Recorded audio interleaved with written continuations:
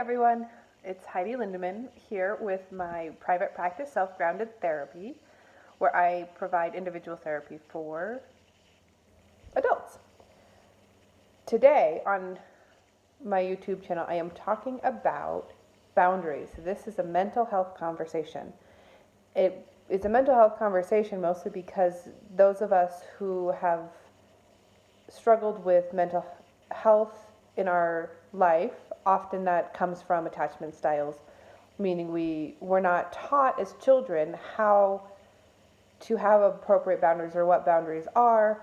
So as adults, we have confusion and uncertainty around what exactly are boundaries, how do we hold boundaries, how do we create boundaries, how do we be comfortable in ourselves when we are stating boundaries with other people, particularly if they are people who are really close in our lives, family members, friends, if you're a parent, an adult child, a partner.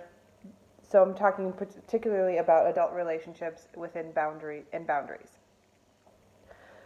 So basics, first off, there are different kinds of boundaries.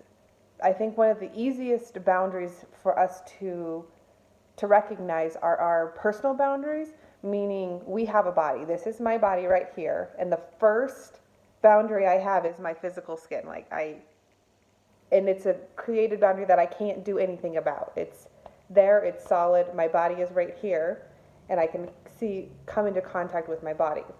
And we have choices around our physical bodies of what kind of touch is comfortable for us and what kind of touch isn't comfortable for us.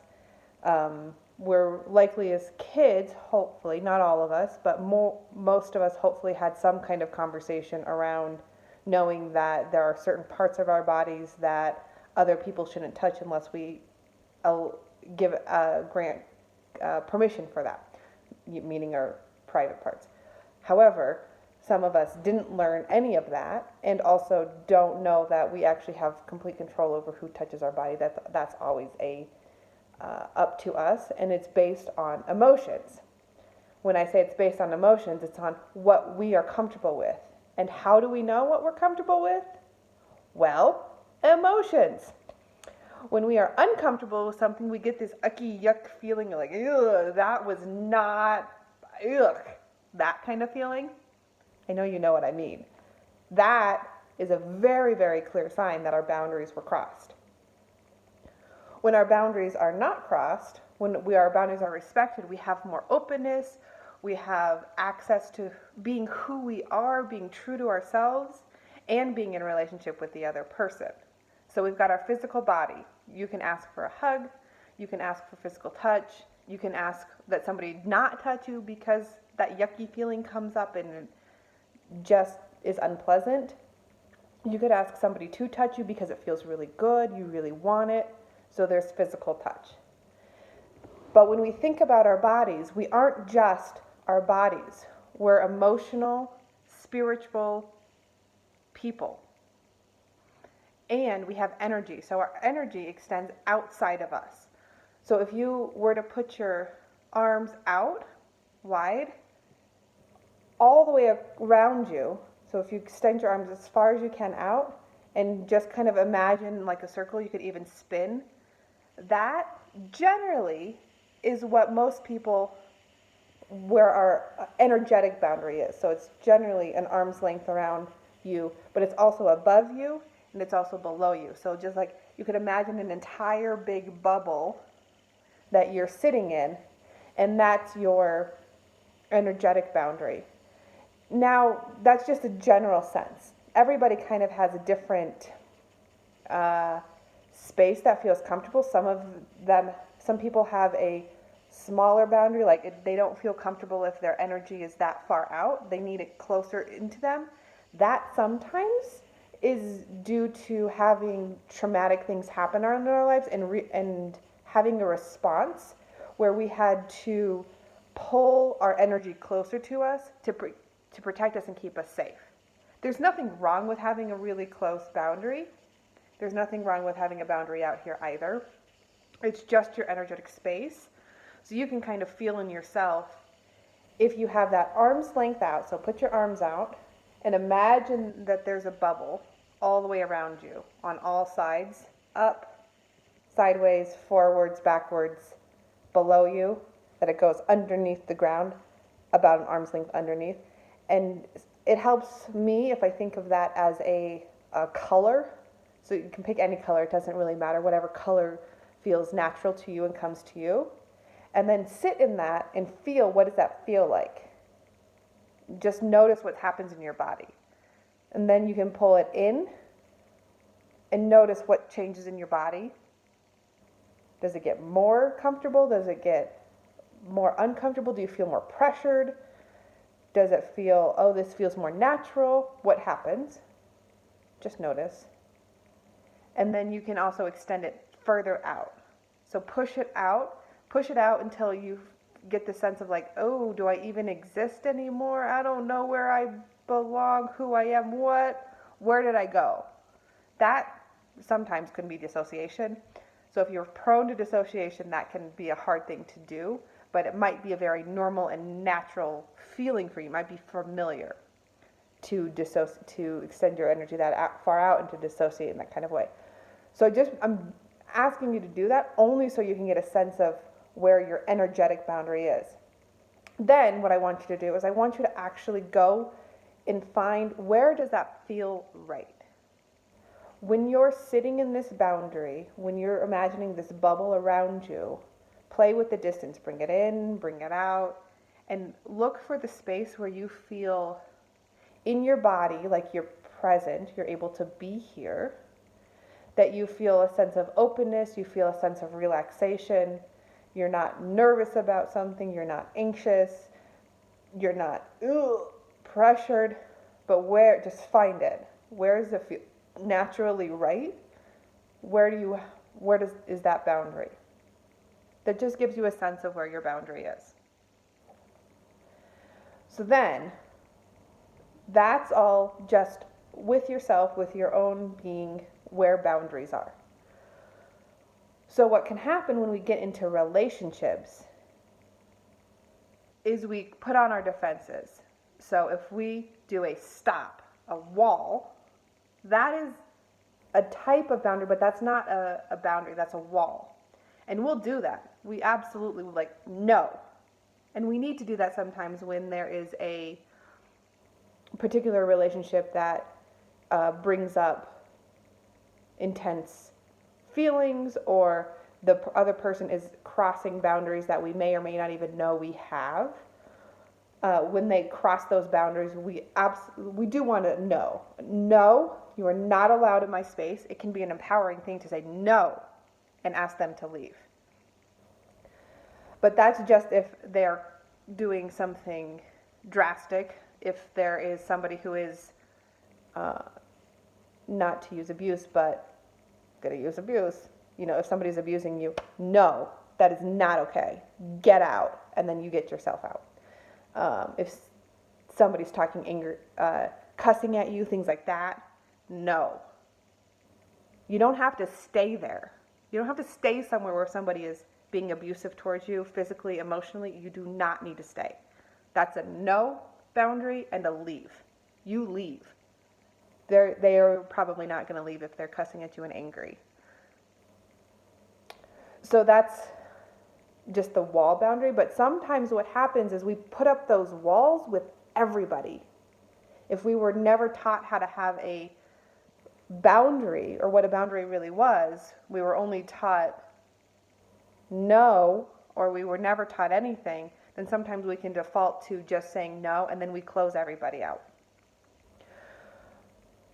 Or we go the opposite way and we don't say no, and then we people please, and we're overextending, and we're almost like enmeshed or embedded with other people, and then we lose who we are. So there's two extremes there. And what boundaries are is actually the middle ground. So boundaries, if you put your hands out in front of you, boundaries are more like a circle, a ball. And they extend and they come back and they flex. So boundaries move. Unlike walls, which stay solid. Walls are solid things. Boundaries move in and out based on what's happening in the relationship, what your capacity is, what the other person's capacity is. They flex. So when we know that that's how boundaries work, the big question always for me is, how do we know what boundaries to set and what are boundaries? And for me, it always comes down to needs. It comes down to needs, and it comes down to how do we know what our needs are, and then how do we ask for whatever our need is? And how do we set boundaries for what is not something that we don't want in our life? So this is where it comes into, you need to know yourself to be able to know your boundaries. So if you can tap into what's happening inside for you, you can actually know what your needs are, then you can actually communicate your boundaries. So an example that I think about is